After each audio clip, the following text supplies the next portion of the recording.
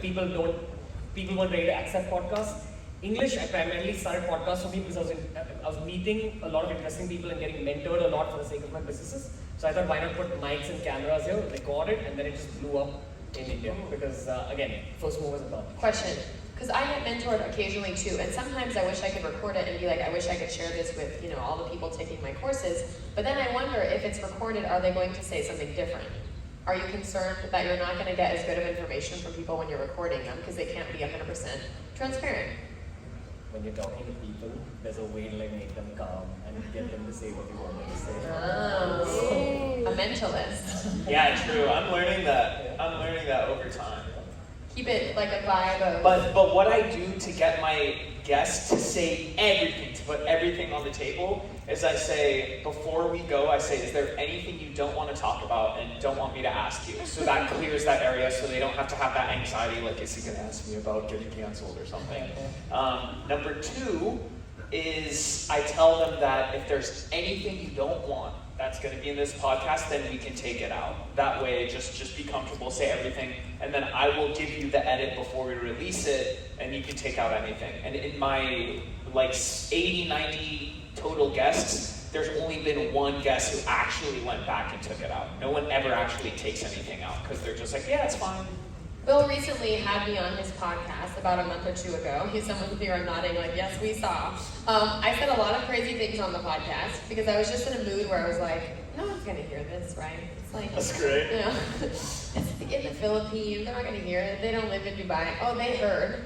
They heard. It trended number one. Trended number one, and I'm like talking about my divorce and all this dramatic stuff. But guess what? I didn't have him remove anything because I was way too lazy to re-listen to the whole episode. Yeah, most people are way too lazy to listen to a 2-hour conversation. That's very smart. I was like, no way in hell I'm listening to this. I don't care what's in there, you can publish it. Okay, so I would like to hear about your cancellations because that's something I think people are concerned about these days. Like, you can just say one wrong thing, maybe you're not quite educated on the subject, you don't know the new PC way to say something. You grew up in the 90s as a Wild West. So tell me about a cancellation and how it affected you genuinely and how you, I guess you bounced back, because here you are. Yeah, it was the only time, the one and only time in my long career that I ever got canceled, and it wasn't even on my content. But you know what? It was the time. It was the height of the pandemic where everyone's looking for reasons to cancel people. So canceling was kind of the normal at the time. It was just like, he's getting canceled. She's getting canceled. So it wasn't like... What was it? Tell us. Give us information. Basically, Nas said that, like, you need to talk about politics and influencers need to talk about politics. And I said something so simple that I was like, I try to stay away from politics in my content. I got canceled for that. Should he have been canceled? Cheer if you think yes. Yes! The siren is back, okay? If you think he should not have been canceled, make a noise or raise your hand. Wow. It's pretty crazy because most people get canceled for stating their political beliefs. I got canceled for not stating. I got canceled for lack of statement as well once, but it's good. not about me, it's about you. Yeah. Tell me when you were canceled. I'm the Indian Wil, so I've gotten cancelled for the same reason. Really? For staying out of politics? Something like that. I said that I'm non-aligned, and people are like, no, if you're non-aligned, means you're on this side. And that side said, if you're non-aligned, you're on that side. Wow. So what did you do? How did you handle? I made my next piece of content because as content creators, you are your last piece of content. So you just got to move on into putting out things. Yeah, okay. So for me, same thing. Like, usually when people say stuff, you just let it go because it doesn't matter anyway. You just ignore it. But like, for some reason it started picking up, and then I remember seeing like influencers with check marks posting about it, and I was like, okay, I need to say something. And then I spent like 5 days or like an entire week making a video saying every point, and after I uploaded my video, it killed the controversy, and everyone was like, oh, that's what it was. Things were out of context, and everything's okay, and it was like back to normal world, you know? We're gonna do a vote, audience, okay? I want you to know I have 2 sets of questions. Which set of questions do you want me to ask? Don't cheer yet. Do you want to A, learn about how to make a podcast? How long does it take? How much time does it take? Is it worth the effort? Blah, blah, blah. Are you interested in making podcasts? Or B, would you like to continue the line of questioning about like the mental health behind making podcasts? The outcomes that can come, unexpected outcomes, okay? Like more mental drama, all right? So group A, if you want to learn about technical how to, Make a noise. Ruby, if you are interested in drama and gossip, make a noise. Not helpful. This is like my polls on Instagram are all 50-50, so I see it has followed me to real life. Okay, so tell me about the most famous person you interviewed, and were you nervous, and did anything go wrong? The last time I was traveling outside of my country, I was with this man. Yeah. And we were in South Korea, and we both got a chance to speak to Arnold Schwarzenegger. Yeah, that's my favorite interview by far of all time. Yeah, 100%. Were you nervous? I'm sure his answer's the same. Bro, I was dying. I was dying there. I remember just like, there's video of it too. My manager was just sneaking shots. Do you remember me? Yeah. I was just like fidgeting, and yeah, it was. I think it's the most like anxiety I've ever had in the last few years. The thing is, Arnold is such a big celebrity, and everyone knows him that much, and he's so iconic that the hotel we had to go to, everyone from the person standing at the door to like the general manager of the hotel was fanboying and fangirling over him, and everyone was talking about it, and we had the opportunity to speak to him like one-on-one. Wow. So it's extremely daunting, but once you get past it, you're a much stronger podcaster and content creator. Do you ever feel embarrassed? Here's my concern as a person who's looked at podcasting. Do you ever feel embarrassed that you're going to interview someone and like you're just going to feel so small compared to them, and you're just going to be like, why am I interviewing you? How do you deal with that? I mean, I can speak for me and Will, for sure. Okay. Yeah. But we're just, I think we're very self-assured guys. So, not helpful. and like, yeah, we're just happy people.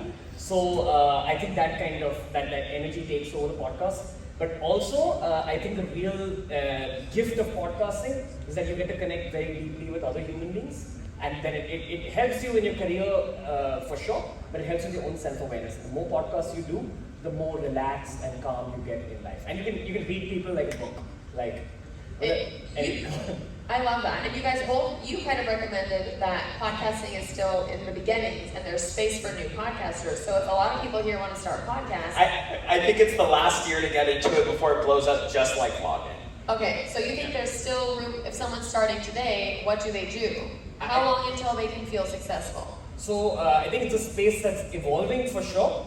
This is the last year to really like deep dive, but you need to keep track of the evolution that's happening in the space. People are getting into fictional podcasts a lot more. Podcasts are becoming shorter. I feel there's only one Joe Rogan in the world who can make 2-hour-long conversations. I can speak especially for India. India's a very difficult market to impress, and you need to start like polishing your podcast a little bit. You need to add music, sound effects. These kind of things are working. And I urge everyone to also look at video podcasting. It's an extremely important part of the journey, because what it will give you is a lot of raw material for you to repackage for your other social media platforms. So when we're using cameras or mics to record things, imagine you have 2 hours of raw material that you can package as short format content, but also combine pieces of different podcasts to create this amazing piece of content. Do you guys have teams helping you? Because I'm overwhelmed at what you just said. Yeah, so I do have a team, and in vlogging it was so hard for me to build a team throughout the years, because it's just like my content's so personal and I have to micromanage it, and like I have to tell my story as I'm editing. With a podcast, you can get a team. I have like, I think 4 employees or something. Full-time. Yeah. 4 full-time to help with the podcast? Yeah. How many employees with podcasts specifically? 30. 30. All right, this is over. Let's have a nice day. No. But when you can get started, I want to say, these guys, you guys grew before you made your podcast, correct? You were already vloggers before and then you pivoted. So for somebody who's starting fresh, would you say the podcast should be their primary focus, or it should be supporting another platform? Should be present across another platform ideally, but more ideally do a video podcast. Video podcast. You're hitting different marks. 100%. My video clips, I upload video clips on Facebook and YouTube. That drives my podcast. So my podcast will be like rated number 50 on the charts. The day I upload my YouTube clips and Facebook clips, it can go to like number 1 in a matter of a day. So you can use your other social media platforms to push your podcast. Yes, and like he said, it's so efficient, because you do a podcast and then you make clips out of TikTok, Facebook, YouTube, so you get everything. And that's one of the hardest things as a content creator, is worrying about 10 social media platforms. When you do a podcast, you can chop it up and break it down, and it can cover everything. It's great. I'm going to ask a couple more questions, then I'm going to be opening up the floor, so get ready with the microphones, okay? So, I know you are very interested in the future. So what do you feel like the future of podcasting is so that everyone here who's considering pivoting can prepare? I hate saying it, but I think it's going to get really short. Podcasts are going to keep getting shorter every year because algorithms are affecting our attention spans. Yeah. And it's difficult to sustain as a long format creator, especially in India, but I'm sure all over the world. People are just not as interested in 15 to 20 minute content as they were earlier. We're seeing that there's data to back this point. So everything's going to get shorter, everything's going to get more decorated. So how short of a podcast? And is it still going to be like a podcast in its original form of audio, or is it going to be only video podcasts? No, I think audio is definitely a part of it. It's just a better business and growth strategy to also do video. And I feel like in every country we have space for about 4 or 5 conversational podcasts. But everything else will be in this really short content. What do you consider short? Like what's short?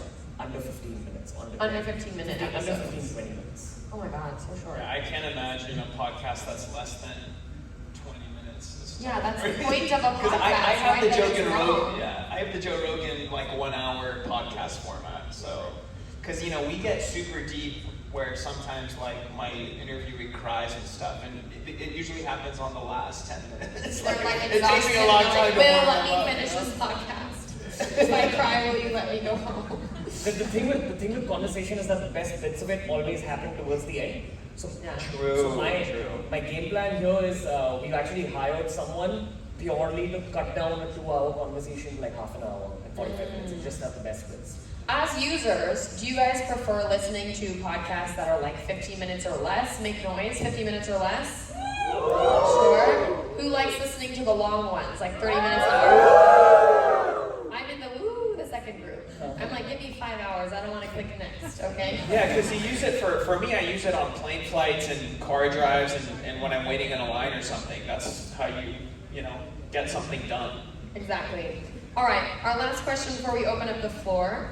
What is the best part of podcasting? The best part. Why do you do this? How do you stay consistent? How do you not just want to give up? I started a podcast a few years ago. I did 3 episodes and then I was like, oh, I'm distracted. Oh, look, there's something shiny. So how do you guys keep staying consistent? Yeah, that's how everything is in the beginning, and you need repetition, you get better at it. It probably took me like 10 or 20 podcasts. Did you make to a start goal, to like get one a comfortable. week? Or did you have like a set schedule? Well, Or you I just- have to do one a week because, 1 a week. yeah, I'm in contract, so So which you is work- great, because I'm Can we forced talk to about do the it. contract? I don't know.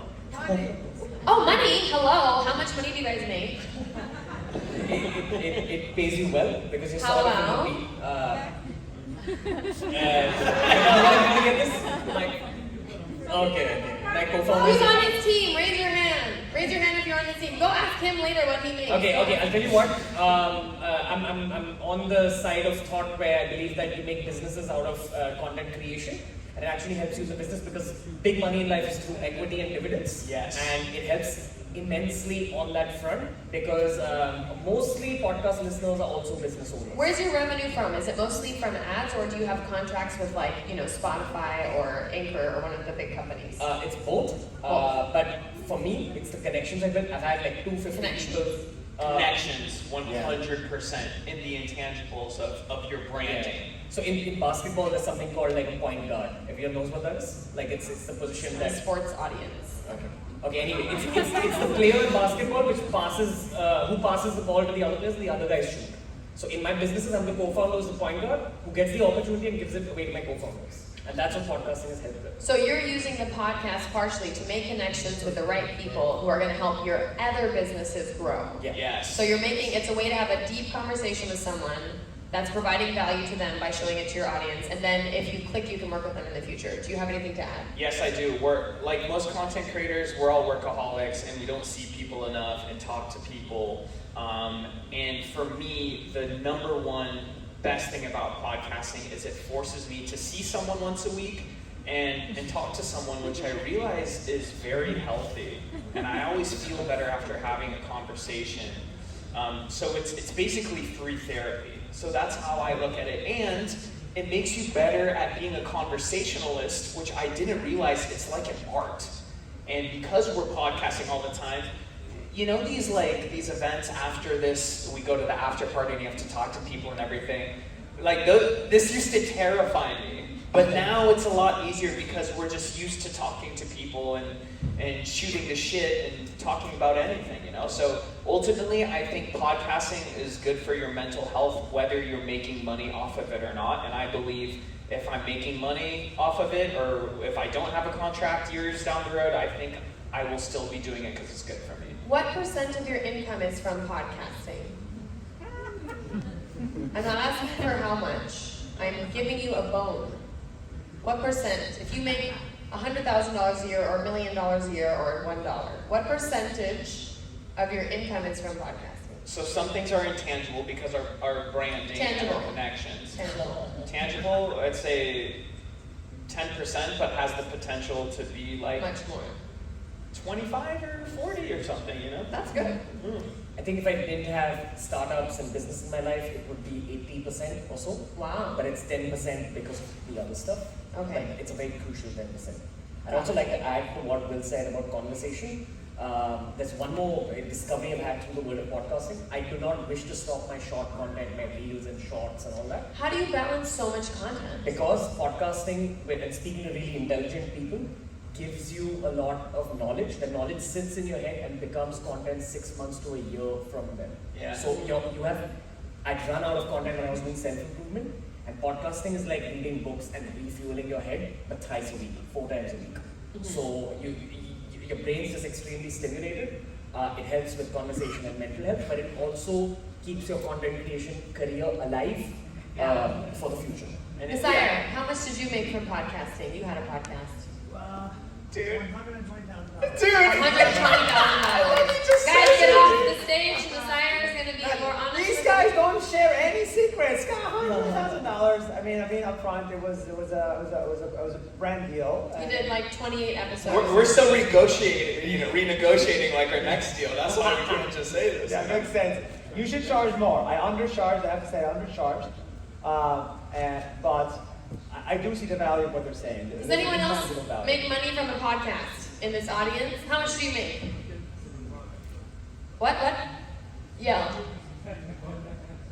Just enough to sustain, which is good because he's still getting the connections. Yeah, because it's good for your health and it makes you smarter and more intelligent, and that's the most important thing about a podcast at the end of the day. 100%. I think if I were to do a podcast, it's not about making money. It's about I get to have cool conversations with amazing people. All right. We're going to open up the floor to questions. Who has the mics? I see here, girl. Actually, my question is very awkward because it's about awkwardness. So if during an interview, you see that the person you're interviewing is starting to fidget in his chair, what do you do? How do you balance between the, I want to support the person because I want him to open up, to getting the truth from the person?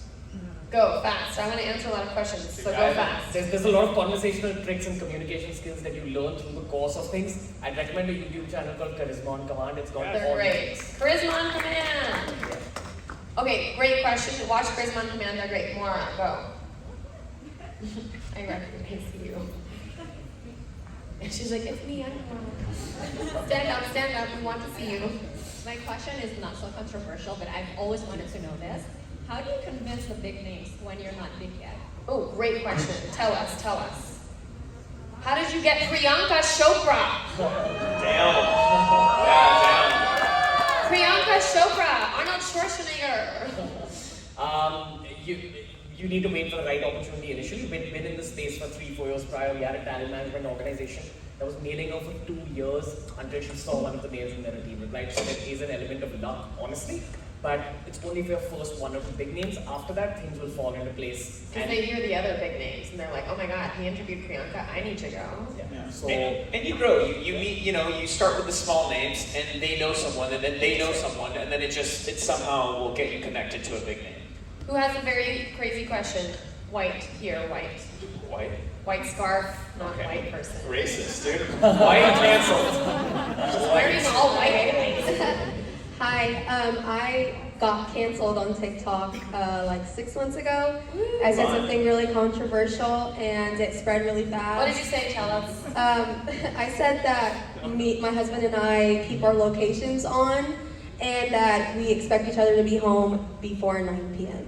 Okay. And it was just, people assume that I'm oppressed because of it, because I think I'm it's Muslim. great. I think that's Thank great you. that you have location on. Let's turn ours on. yeah, so it just became this, you get canceled for anything nowadays, but I feel like I'm restricting myself now with my content because I'm worried about what I'm saying. So like, how do I get back from that? I feel like I'm so stagnant now. Good question. And I have an answer I'm going to add to yours. Go. The way I look at it, you have conversations with your closest friends, ideally from the same space, but you embrace the ability to make mistakes and put out so much content and put your heart into it so much that your next piece of content just covers up for all your mistakes. And eventually, you get an algorithm in your head and you know before you put out something that this is going to get me into trouble. We're going to name this the avalanche method. Okay, go ahead. Yeah, ultimately, you're the only one who can cancel yourself. So as long as you don't cancel yourself and you just keep going, everything will be okay. Not that I support him a lot. I look at Donald Trump. He's like, crazy thing, and he's like, I continue. All right, I'm going to give you a 10-second answer. I was getting canceled a bunch for things I did not do. Like something Nasir did or someone else did, or like a lack of saying something, and I was like, listen, next time I get canceled, it's going to be for something I do. Okay? And so that's why I went on his podcast and I said crazy stuff, and then I didn't get canceled. But thank you so much, everyone, for coming. Thank you for our gentlemen. Make sure you listen to their podcast.